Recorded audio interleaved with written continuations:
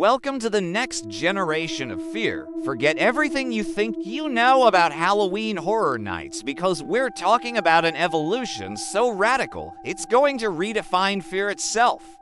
Picture holograms that interact with your movements, sense that trigger primal dread, and storylines that adapt to your choices. The next generation of HHN isn't just coming, it's already being engineered to push your limits. To really understand where this dark ride is headed, we need to acknowledge just how terrifying it is right now. Now, before we venture into the uncharted waters of future frights, let's quickly recap what makes HHN the stuff of nightmares in its current form. Because before we can imagine the next evolution of fear, we need to understand the chilling formula that makes the event a legend in the first place. If you've experienced HHN, you already know the drill. You enter a transformed theme park after dark, braving haunted houses, scare zones, and shows that will make you question if you'll ever sleep again. It's the perfect blend of jump scares, creepy atmosphere, and that exhilarating fear of the unknown. So then the question is, how do you take something already terrifying and turn it up to 11? The answer lies in the bleeding edge of technology, the kind that's typically more science fiction than reality. But at this year's HHN, there was a hint of what's to come. Let's decode the hidden meanings behind the latest innovations and reveal how they're merely the tip of the technological iceberg. First, let's talk about the stars of the show, the animatronics, the robotic creatures that lurk around every corner ready to startle us with their lifelike movements and eerie expressions. But what if these figures could become even more lifelike, more realistic to the point where the line between human and machine blurs? Imagine animatronics that react to your body language, responding to your fear or hesitation with a predatory grin or a sudden lunge. And those are merely the opening acts of the horror to come. As we venture deeper into the technological underbelly of HHN, we'll uncover the secrets behind holographic projections, augmented reality overlays, personalized fear algorithms, multi-sensory environments, interactive pathways, and choice-driven narratives. Each of these elements is a building block in the construction of an immersive world where fear isn't a feeling, it's an experience. One of the most spine-chilling innovations on display at HHN 2023 is the use of holograms. These ghostly apparitions appear to float and interact with their surroundings, creating a sense of otherworldly dread. Now picture a scenario where these holograms aren't just spectral images, but are interactive. They respond to your movements, reaching out, trying to touch you, or recoiling in pain when you draw closer. Imagine them taunting you with cryptic messages or revealing glimpses of a horrifying backstory. This level of interaction would blur the lines between performer and apparition, making the experience deeply unsettling. Then there's the element of augmented reality. At its simplest, AR overlays digital imagery onto our physical environment. Think of it as the Pokémon Go craze taken to a whole new level of horror. During HHN, this could manifest as ghastly apparitions materializing from behind trees or lurking in the shadows. What if these AR elements were designed to exploit our deepest fears?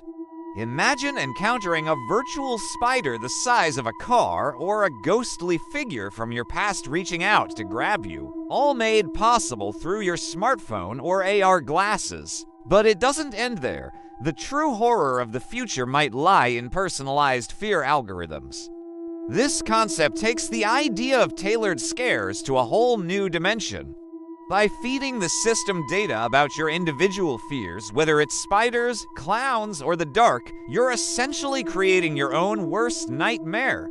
Then, the algorithm would weave these fears into the fabric of the park, ensuring that every scare is uniquely terrifying for you. Now let's move away from the jump scares and creepy crawlies and explore a different kind of fear, one that strips away the distractions and confronts you with the raw essence of terror.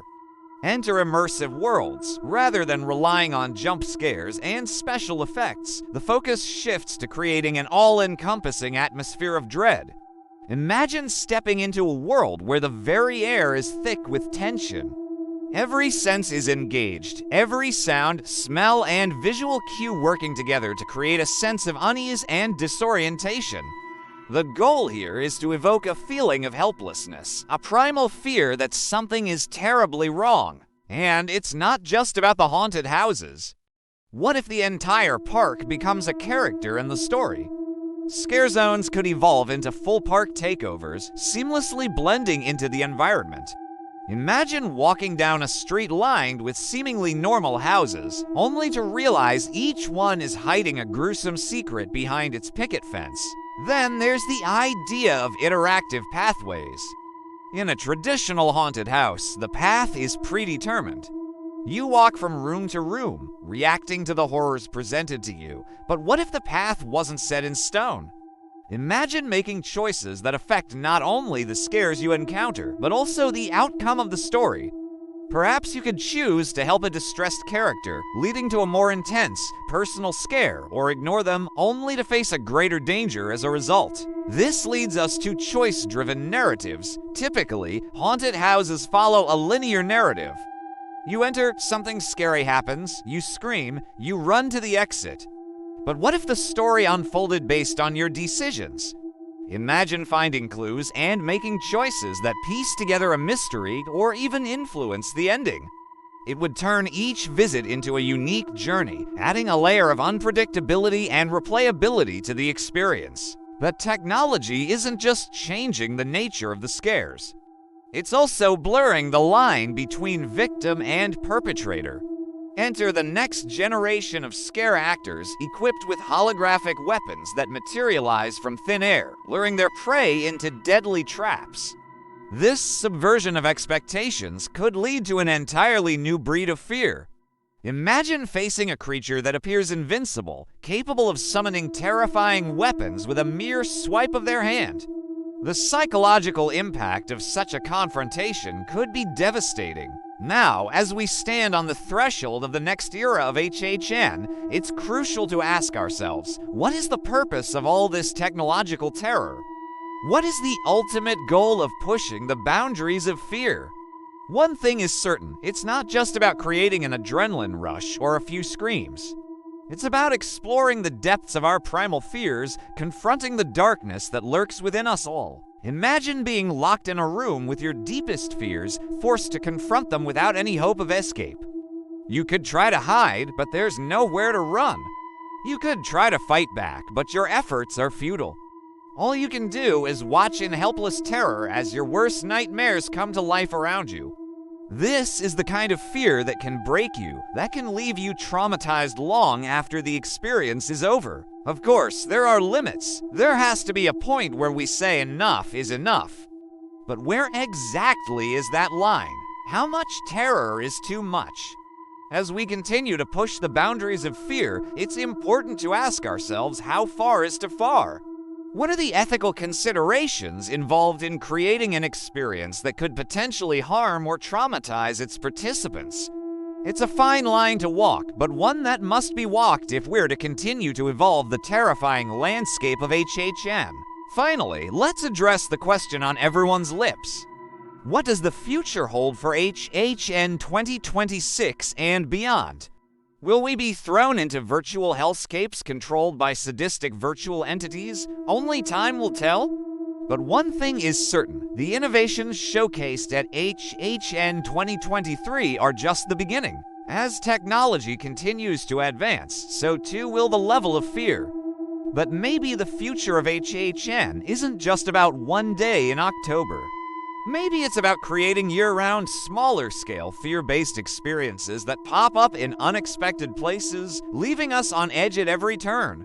Maybe the real Halloween Horror Nights is the friends we make along the way. Now, I want to hear from you. What scares you the most about the future of HHN? What would you like to see in future events? Drop your thoughts in the comments below. And don't forget to subscribe for more spine-chilling tales. Thanks for watching and happy haunting!